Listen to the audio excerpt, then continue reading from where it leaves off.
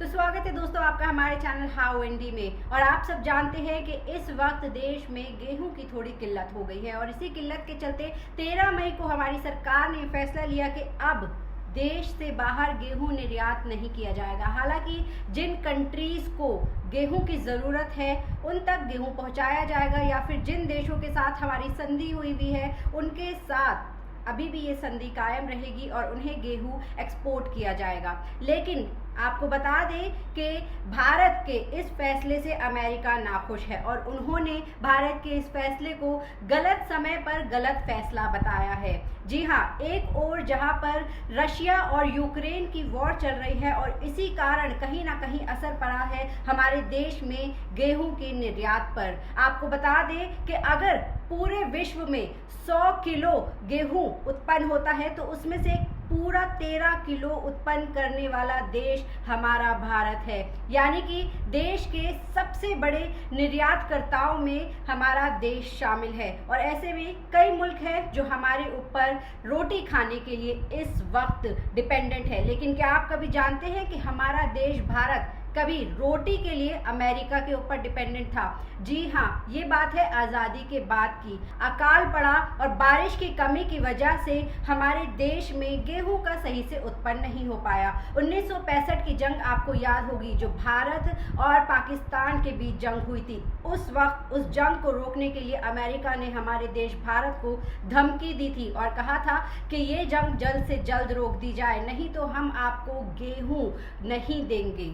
जी हाँ, एक समय ऐसा था जब अमेरिका ने हमें जंग रोकने के लिए गेहूं ना देने की धमकी दी थी। हालांकि उस वक्त के तत्कालीन प्रधानमंत्री थे शास्त्री जी और शास्त्री जी को ये बात एकदम नागवार गुजरी थी, इसीलिए उन्होंने एक रैली करी थी और उस रैली में जय जवान जय किसान का नारा दिया था। साथ ही उन्होंने सभी देशवासियों से एक वक्त की रोटी को त्यागने की भी अपील की थी। शास्त्री जी ने कहा था कि मैं स्वयं दिन में एक वक्त का खाना छोड़ दूंगा और उनकी इस अपील को देशवासियों ने बहुत ही सीरियसली लिया। और आपको बता दें कि कई दिनों तक देश में लोगों ने आधे पेट खाना खाया लेकिन अमेरिका का एहसान नहीं लिया। शास्त्री जी चिंतित थे, इसलिए प्रधानमंत्री बनने के बाद उन्होंने सबसे पहले कृषि बजट बढ़ाया। जी हाँ, उन्होंने कृषि सुधार की राह में कई काम किए। आपको एक किस्सा और बताती हूँ। जब इंदिरा गांधी जी देश की प्रधानमंत्री बनी थी, उसके बाद वो पहली बार विदेश यात्रा पर गई। पेरिस और लंदन में रुकी, लेकिन उनकी यात्रा का मुख्य मकसद अमेरिका था, क्योंकि उस समय वह अपनी खाद्यान्न ज़रूरतों के लिए पूरी तरह से अमेरिका पर निर्भर होने की वजह से उनसे बातचीत करना चाहती थी। आपको बता दें कि उस वक्त इंदिरा गांधी की यात्रा पर अलबामा के अखबार ने बड़ी बड़ी हेडलाइन छापी थी कि भारत की नई प्रधानमंत्री खाद्यान्नों की भीख मांगने अमेरिका आ रही हैं। लेकिन इंदिरा गांधी ने अपने हाव भाव और व्यवहार से अमेरिका को प्रभावित कर दिया। यहाँ तक कि उनके राष्ट्रपति भी इंदिरा गांधी से मिलकर खासे प्रभावित दिखे थे।